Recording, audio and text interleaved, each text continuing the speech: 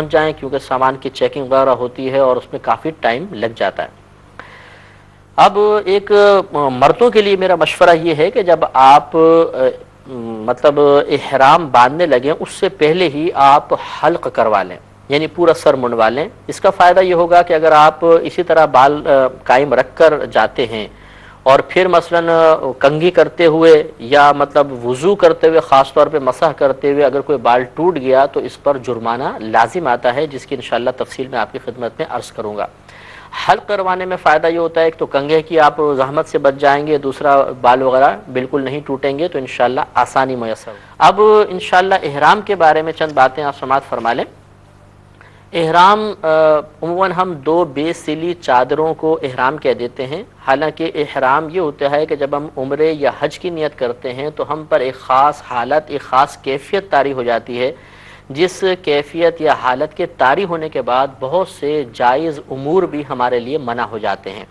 اسی حالت اور کیفیت کا نام حالت احرام ہوتا ہے یا کیفیت احرام کہتے ہیں، لیکن مجازاً دو بغیر سلی چادروں کو احرام کہہ دیا جاتا ہے۔ تو مردوں کے لیے تو دو یہ چادریں ہوتی ہیں، لیکن خواتین کے لیے کوئی خاص احرام نہیں ہے۔ خواتین جو گھریلو لباس ہوگا وہی پہنیں گی۔ بعض ہماری بہنیں مطلب بازار سے مخصوص قسم کے لباس لیتی ہیں، اسکارف وغیرہ ہوتا ہے یا لمبا سے کپڑا ہوتا ہے جو نیچے تک آتا ہے، یہاں پہ اس طرح بن جاتا ہے، تو وہ اس کو احرام کہتی ہیں، خواتین کا احرام۔ تو حقیقتاً یہ شرعاً خواتین کا احرام نہیں ہے، ویسے ہمارے یہاں عرفاً مشہور ہو گیا ہے، لہذا یہ پہننا کوئی واجب بھی نہیں ہے۔ ہاں یہ ہے کہ مطلب عورت اپنے آپ کو مکمل طور پر ستر چھپائے گی، جو تفصیل انشاءاللہ بھی ہم عرض کریں گے، لیکن اگر اس طرح کوئی پہنے گی تو بہت اچھا ہے، لیکن اس کو احرام نہیں کہتے۔ گھر کے جو بھی کپڑے ہیں وہ عورت کے لیے احرام ہی ہیں، مجازاً ان کو احرام کہیں گے، اور حقیقتاً وہی حالت اور کیفیت کہ جب عورت نیت کر لے گی عمرے کی یا حج کی تو اس پر جو کیفیت طاری ہوگی اس کو حالت احرام کہا جائے گا۔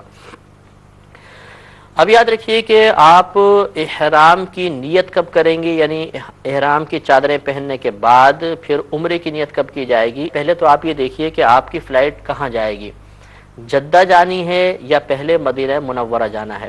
اگر تو آپ پہلے مدینہ منورہ جا رہے ہوں تو پھر ابھی آپ احرام نہ باندھیں، کیونکہ مدینہ منورہ جاتے ہوئے درمیان میں میقات نہیں آتی ہے، لہذا مدینہ منورہ آپ جا کے اسٹے کریں۔ وقت گزارنے کے بعد پھر جب آپ مکۃ المکرمہ کی طرف روانہ ہوں گے تو درمیان میں ایک مقام آتا ہے ذوالحلیفہ، جس کو اب ابیار علی بھی کہا جاتا ہے، وہاں پر آپ احرام پہنیں گے، کیونکہ مدینے سے مکہ جانے والوں کے لیے وہ میقات ہے۔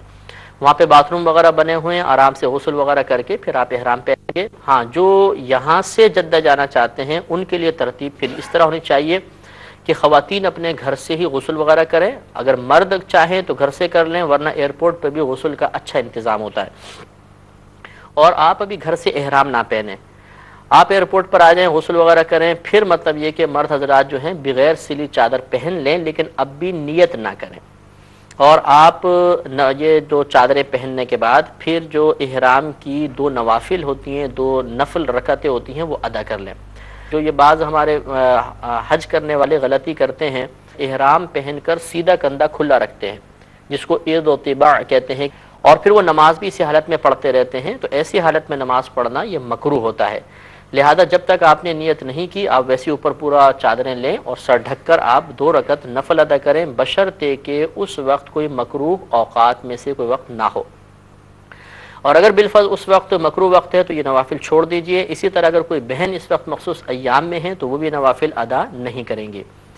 یہ آپ کو میں نے اس لیے عرض کیا کہ ابھی آپ نیت نہ کریں، اس لیے کہ اگر آپ نے احرام کی نیت کر لی تو پھر لقینی سی بات ہے کہ رخصت کرتے وقت کوئی آپ سے مصافحہ کرے گا، کوئی گلے سے لگائے گا، تو اگر آپ کے احرام پر کسی کے ہاتھ سے خوشبو لگ گئی، یعنی آپ کے ہاتھ پر یا آپ گلے ملے اس سے خوشبو لگ گئی، یا گلاب کے ہار ڈالے ان سے معطر ہو گیا آپ کا احرام، تو چونکہ آپ نیت کر چکے ہیں لہٰذا آپ پر دم بھی لازم ہو سکتا ہے۔ اس لیے بہتر یہ ہے کہ چادریں آپ پہن لیں، نیت ابھی نہ کریں، نیت آپ کریں گے جہاز میں بیٹھ کر۔ اب یہ یاد رکھیں کہ احرام پہنتے وقت آپ غسل کریں گے، ناخن وغیرہ تراشیں، جسم کے بال صاف کریں، مسواک کریں، اور اچھی طرح بدن پر بھی خوشبو ملنا چاہیں مل لیں، اور ان چادروں پر بھی آپ اچھی طرح خوشبو مل سکتے ہیں۔ تو نیت کرنے سے پہلے آپ اگر چادر پہ خوشبو ملیں گے تو یہ جائز ہے، پھر نیت کرنے کے بعد وہ خوشبوجات چادریں آپ کے بدن پر رہیں، اس میں کوئی حرج نہیں ہوتا۔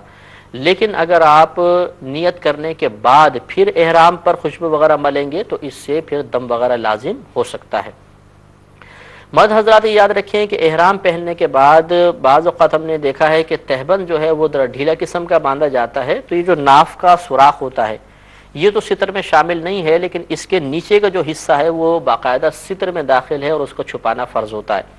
تو احرام صحیح طریقے سے نہیں باندھ پاتے، وہ سرک کے نیچے آ جاتا ہے اور ناف کے نیچے کا حصہ کھلا ہوا نظر آتا ہے، اور یہ گناہ ہے۔ جس کی نگاہ اس پر پڑے گی تو یہ بھی گناہ ہے، اس لیے اس میں ذرا احتیاط کریں۔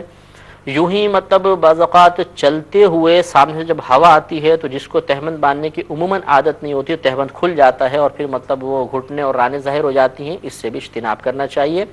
اس انداز سے احرام باندھیں کہ ہوا اگر آئے بھی سامنے سے تو وہ کھلے نہیں۔ اب یاد رکھیں کہ جب آپ جہاز میں بیٹھ جائیں، ملاقات کر لی، سب کچھ ہوا، جہاز میں بیٹھنے کے بعد جب جہاز بلند ہو جائے تب آپ عمرے کی نیت کریں گے۔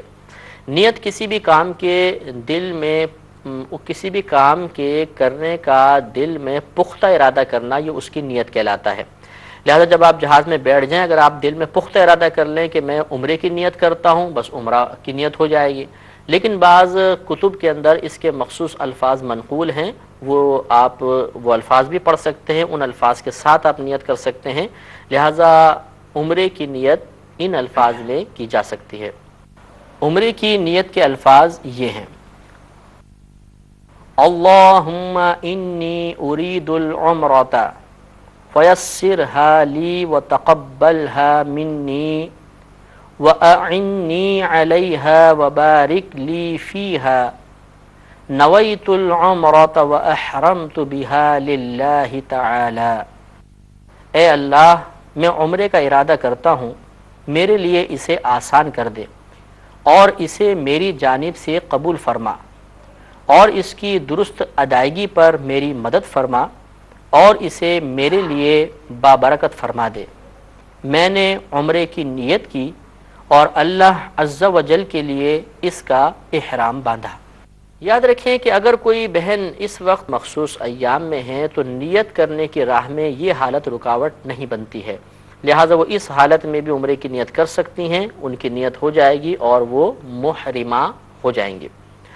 اب یاد رکھیے کہ جب آپ عمرے کی نیت کر لیں گے تو کم از کم ایک بار تلبیہ پڑھنا واجب ہوتا ہے اور 3 بار سنت کریمہ ہے۔ اللہم لبیک لبیک لا شریک لک لبیک ان الحمد والنعمت لک والملک لا شریک لک۔ مرد ذرا بلند آواز سے پڑھیں گے، خواتین اتنی آواز سے پڑھیں کہ اپنے کان تک سنیں۔ اس کے بعد جنت کے حصول، دوزخ سے پناہ کے لیے اللہ کی بارگاہ میں دعا مانگیں کہ یہ نبی کریم صلی اللہ علیہ وسلم کی سنت کریمہ ہے۔ اب جب تک آپ یہاں سے آپ نے نیت کی، تلبیہ شروع کی، جب تک آپ طواف شروع نہیں کریں گے عمرے کا، اس وقت تک آپ بکثرت یہ تلبیہ پڑھتے رہیں۔ اللہم لبیک لبیک لا شریک لک لبیک ان الحمد والنعمت لک والملک لا شریک۔ نبی کریم صلی اللہ علیہ وسلم ارشاد فرماتے ہیں کہ جب حاجی تلبیہ پڑھتا ہے تو اس کو بشارت دی جاتی ہے۔ صحابہ کرام علیہم الرضوان نے عرض کیا رسول اللہ صلی اللہ علیہ وسلم کیا جنت کی بشارت؟ تو ارشاد فرمایا کہ ہاں۔ لہذا یہ بہت ہی مبارک کلمات ہیں۔ جب آپ مطلب دوران حج ہیں یا جیسے بھی آپ سفر پر روانہ ہو رہے ہیں حج کے، تو جتنا زیادہ آپ اس کو پڑھ سکتے ہیں پڑھیں، کہ اس وقت یہ لبیک ہی اللہ تعالیٰ کی بارگاہ میں محبوب ترین وظیفہ ہوتا ہے۔ اب میں چند چیزیں آپ